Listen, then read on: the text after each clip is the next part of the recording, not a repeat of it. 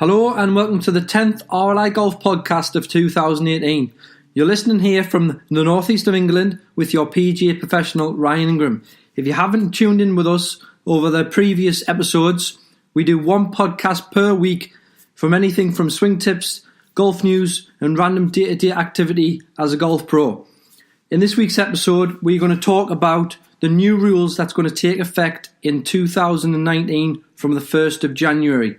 So stay tuned and let's find out how we can benefit our game by knowing these rules. Let's get started. So now the R&A has came out with 24 proposed new rules that's going to take effect in January 2019.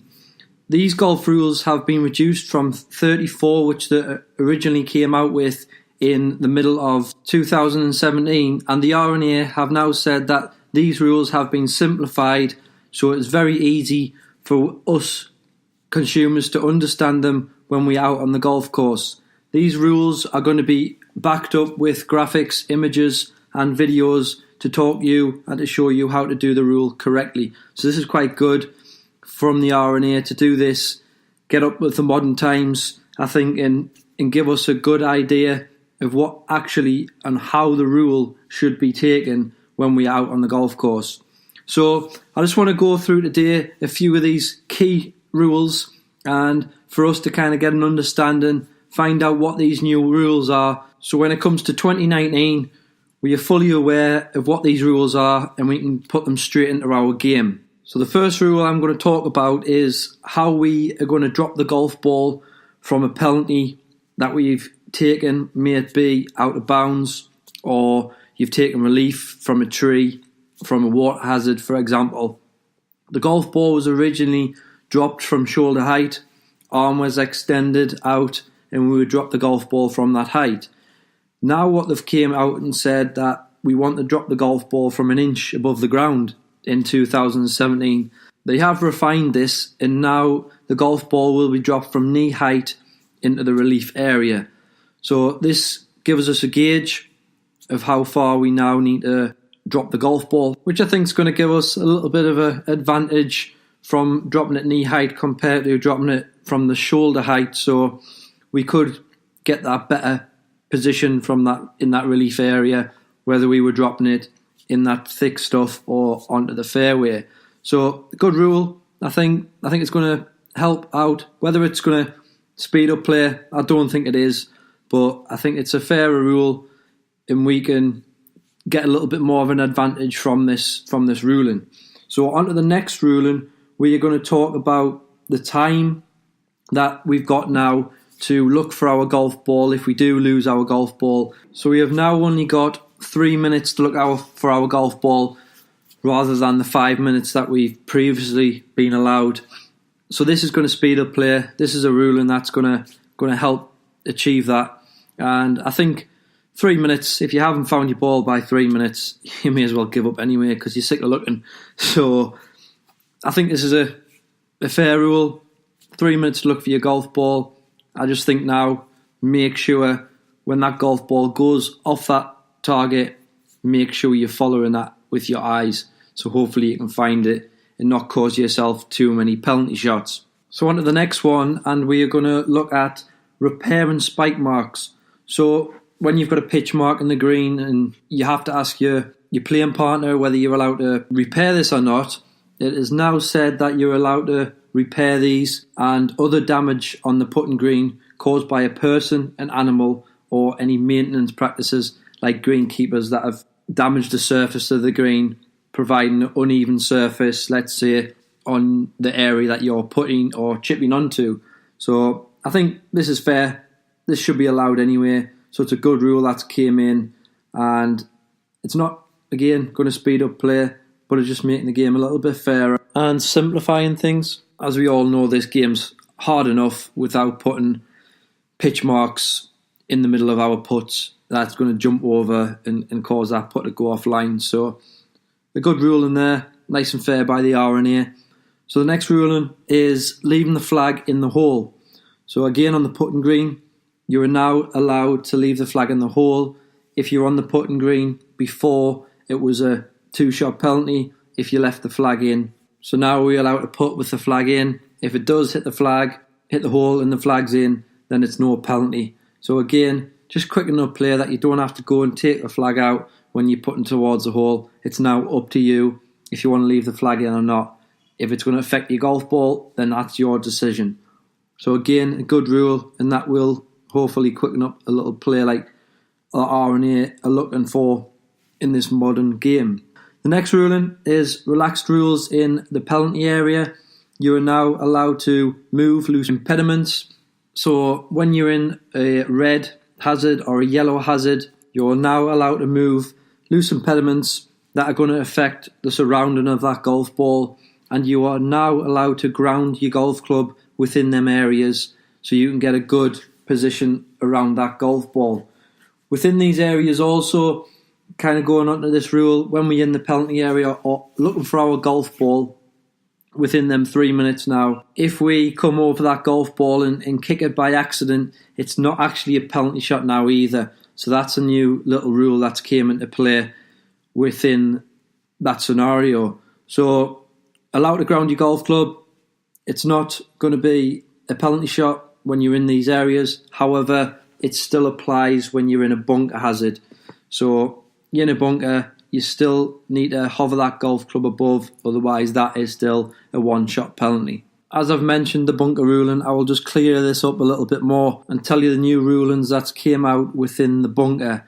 So now you've got an option to take relief from the bunker with a 2-shot stroke penalty instead of playing from the bunker. So it's your option whether you want to take this or not, which I think is a good idea because some people do struggle from that bunker, and we can especially quicken up play instead of taking that 8-10 shots out of the bunker that some of us guys do. We can take that 2-shot penalty, take our punishment, just like a hazard, a red hazard or a water hazard, yellow stakes, and take that relief. Yes, it does cost us. However, we can play from a good lie and we know we're going to get that golf ball advancing down the fairway or onto the green. So as mentioned just before, with grounding your club in the bunker, you're not allowed to ground your club right next to the golf ball, but they still want to make the bunker shot a bit more difficult. However, if you do accidentally touch the surface of the ground or with a hand or the club, this is not going to be a penalty shot. So that's just kind of summarising what I was saying earlier there, is that we do still get a penalty shot if we do intentionally ground the club. However, if we just touch it by our club or a hand, by moving loose impediments, then this doesn't affect us at all in the penalty scenario. So when taking them penalty shots, it was now suggested that in 2017, instead of that one club length being your longest club or your 2 club lengths, whatever penalty shot and relief you got, was going to change to that 20 inches or 80 inches. And I found that a little bit odd because it's going to be very hard to measure that 20 inches or 80 inches on a golf course without you taking a tape measure out or a ruler onto the golf course. So they've stayed with the 1 club length or 2 club lengths, which I think the ruling was fine anyway. So that's good that they've kept that rule and haven't went into that 20 inches or 80 inches. So moving on, and we'll look at removing the penalty from a double hit, which they have done. So if you accidentally hit the golf ball more than once, they removed this. So it's simply just another stroke. And likewise, if you do hit it twice, it's not going to go generally where you wanted the golf ball to go in the first place. So it's costing you another shot to get it back to where you wanted it to go in the first place. So the key change of this rule is just exiting 1-shot penalty and making it a little bit fairer that, yes, we did double hit the shot, but in the scenario of things, a little bit fairer, and we're going to have to take that extra shot generally anyway. So a good one to kind of get rid of in my eyes. We've all hit that double shot. So this next rule is to support pace of play and is only a local rule depending on your golf club. So whatever golf club you're playing at, you would have to check this rule come next season. And this rule is to do with your out of bounds and where you take relief. So if you hit golf ball out of bounds, do you have to play from that original position? Or now we can have the opportunity to play from that nearest point of relief on the fairway. So it's to speed up pace of play. It's still going to be the 2-shot penalty.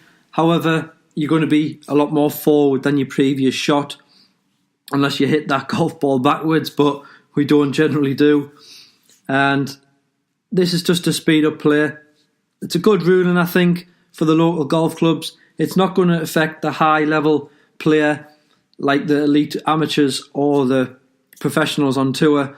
So we would still have to go back, unfortunately, to where we played from. But for you guys, the most amateurs that are listening here, you could possibly, depending on your golf club, have an advantage where you're dropping that golf ball on the line in your nearest point towards the fairway from where that golf ball entered that out of bounds area. So I think that's a good rule to help the speed of play. Along with this speed of play, they have now intentionally said that we only allowed 40 seconds to play the shot. This would generally be in the format of stroke play. So in 2019, let's take that shot a little bit quicker, get into a routine that you've got to play that shot within 40 seconds. Be ready when your playing partner's finished, and we can hopefully help the R&A speed up the play and stop all this talk about slow play, holding up golf and making this game longer. So that's mainly all of the key new rules coming into action in January 2019. There will be a new book coming out with all these rules in, so you'll be able to have a look yourself. And videos, like I mentioned earlier, graphics are going to come out explaining these rules in a bit of a clearer insight.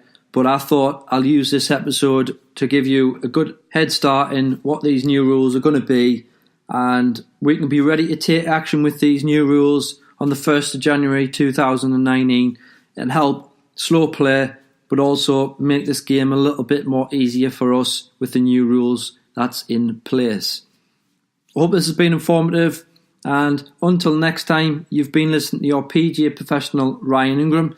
And if you would like to find out more information or improve your game a little bit more, you can subscribe to the YouTube channel and my social media pages at RLIGolf. So until next time, bye for now.